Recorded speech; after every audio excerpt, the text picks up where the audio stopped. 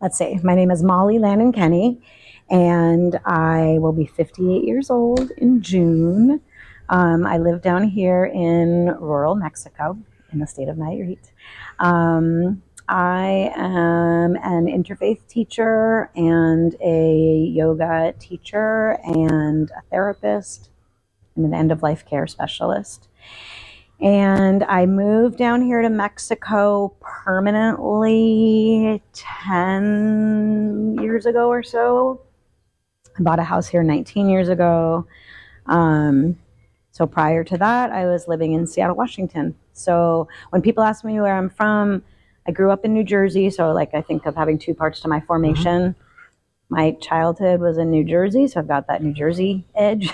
And then my like grown-up years so far, or 10 years ago, were in Seattle. Excellent. Yes. Well, thank you again for being here. Welcome. Very much. So you'd had an opportunity to read the questions. Would you like me to read them to you again? Yes, please. Okay, so there were 3 that I sent you. Okay. What is one thing you'd like to tell your younger self? The second was what is one thing you'd like to tell your older self? Doing end-of-life care, maybe that's something, what would you tell yourself in 20 years from now that you remind yourself to think about? Or is the third one was, what is one thing you'd like to tell someone that's no longer in your life? Maybe somebody who's left on any context. And then the other one is, what is one lesson that you have learned that you wish you would have learned earlier?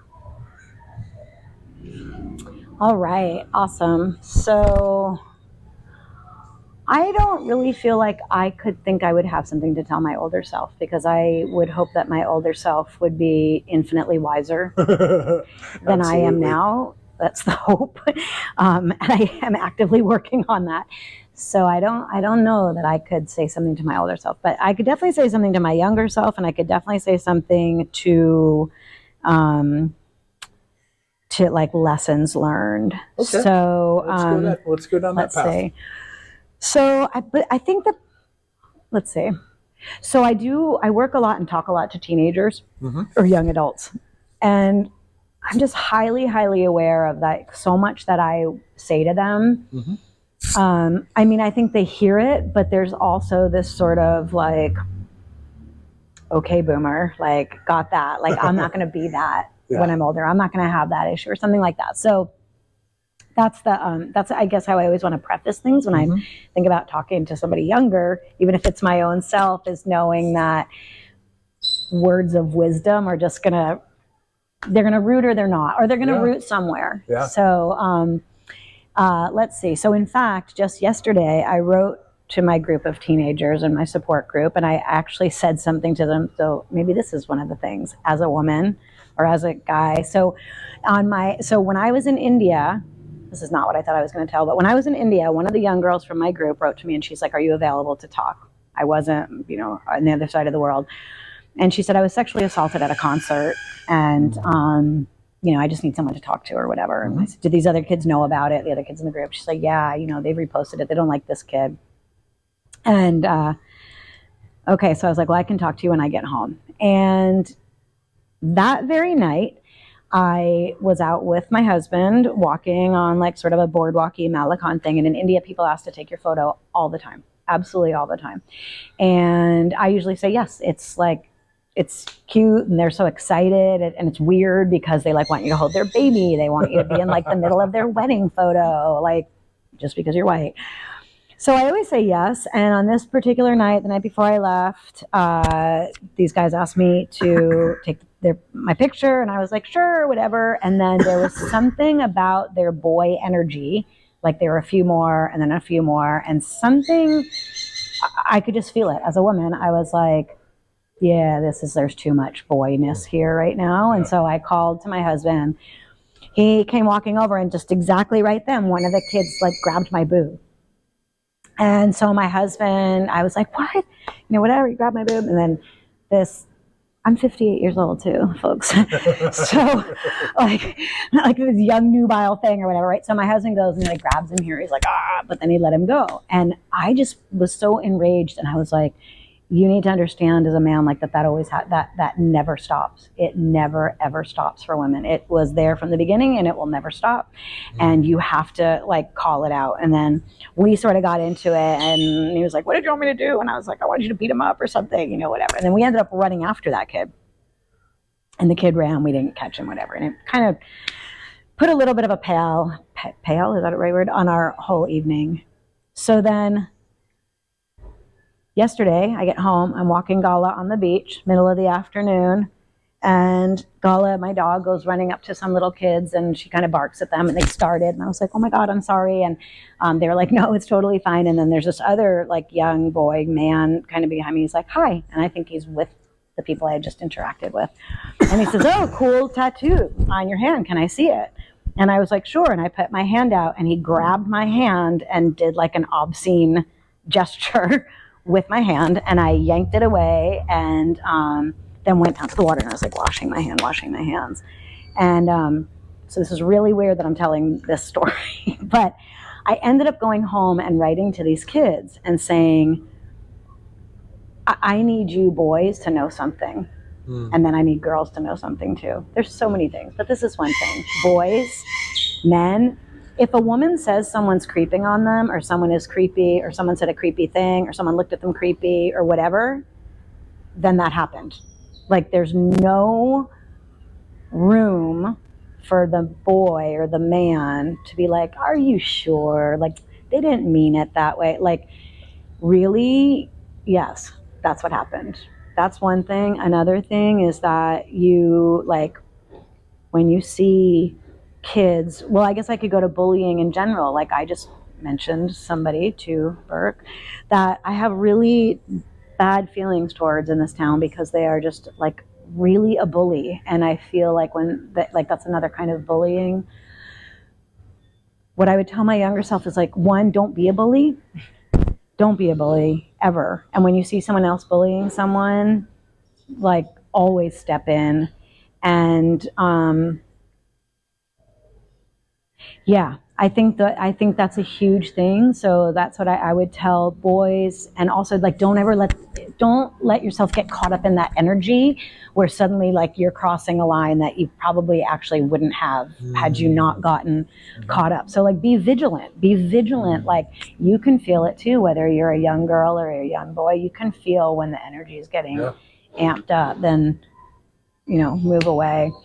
And girls, women, non-binary folks, like, same thing. When your intuition is that something's weird, it probably is, and go with it. And don't worry about being, like, paranoid or whatever. Like, if it's weird, if it feels weird, it probably is. And fight back instantly, and don't second guess, like, even did that thing just happen? So that was not what I thought I was going to say, but since I thought about what would I say to my younger self, and I had just literally said that to a bunch of, like, my younger selves, I wanted to share that. But I think the bigger thing that I would want to tell my younger self is that, and this is at all stages of my life, so my younger self being at 56, right? Just a constant reminder that things are always going to be changing, and so much of what's really hard for us in life is this feeling of that, like, this is it, this is the final thing, and that this is what the final thing should look like. So whether that's like, you know, I did all this in my career, and so that should end up looking like this. I've done these things, so a bank account should look like this. That I've, you know, followed this, like, heteronormative or not, you know, relationship trajectory, and so this is what this should look like. Just constantly reminding oneself that that's actually not true. Like, anything can look like anything, and having just come back from the other side of the world, it feels particularly close and present to me. And so, yeah, that when we're in a lot of pain, one, to know that that's going to pass. It will change in some way, even if it's the worst pain you can imagine, even if it's like losing someone you love. Like, you will be able to get through that. So you just have to hang on every day. And then likewise, if the suffering is coming from feelings that you didn't achieve, or you didn't have the marriage you wanted, or you didn't have the profession you wanted, or, I don't know what, the body you wanted, or the health you wanted, see if you can stop and just remind yourself that however bad this is, it feels worse because of the belief that it should be something radically different than this. So the belief makes it even worse than the reality of what it is. I think so. Okay. Or adds to it, right? So let's say, for example, getting a divorce. And I've counseled lots of therapy clients and friends who are getting divorced. And when I wasn't in that situation, I could see how much the pain of the idea of getting divorced. Absolutely. Right? The identity, even one of my friends said to me, I don't want to be a divorcee. I'm like, does anyone even say that anymore? Right? So it's that idea is at least as painful, or at least contributes to an entirely separate pain, which is the divorce itself. Or we might even find at some point the divorce, this actually is not a pain. This is actually clearly what needs to happen. And yet what is causing so much confusion and pain is that I should be different than this. I should be still staying married. And I could say that for body image. I could say it for wealth. I could say it for even the losses. I've had a lot of recent losses at the time of this recording. And even those they're horrible. They're untenable. Has changed me. And at the same time, if I get stuck in a thing of this isn't how this was supposed to be, why would that have happened? That whole narrative over there about how something should have been is really contributing to the pain that's already so real. So the narrative makes the situation even worse. Or it has the possibility. Exactly, depending on what that story is. I would agree. And especially when that narrative is what I would say is compared to a script, or in Buddhism, sometimes they call it a mind form, right? This is my mind form of what a marriage should look like. This is what a house should look like. This is what a body should look like. Right? We talked in one of our previous meetings about the scripts. You talked about the script in relationship to your marriage. Here's the script that everybody has about my relationship. And I've used that a lot lately. So I think that's really what, the script of this is how it's supposed to look, or this is how we're supposed to do it, compared to the reality of how it truly unfolds. Yeah, exactly. Boy, I have no idea where your thing will go, but I have two other things I just thought. Really, the other things that I would say is one, probably everybody, but I'm speaking specifically to girls and women socialized people, that the amount of time that is spent on hating our bodies is criminal and a colossal waste of time. And it's a small mind that even has the conversation or even enters into the conversation. And that, girls, you can early on start when someone's like, ooh, I'm going to have this ice cream because I'm, ran 5 miles today. You get to say, or just have the ice cream and don't run 5 miles, right? You can also be a person that never contributes to that conversation. And at the end of the day, what I can tell you also scientifically is that your body's just within a certain thing, and it's just always going to go back to that. And so you can fight and fight and fight, and you can probably get really skinny. I've done it. And then that will be your life. Your life will be maintaining that. And then there might be some times in your life that for whatever reason you put on more weight than your body has been used to, and probably that will shift. It's scientifically known that our body tries really hard to stay at its own thing, and you will just be so much happier. And honestly, too, look at my face. When we diet that much, it will show up later, and we don't think about that then, right?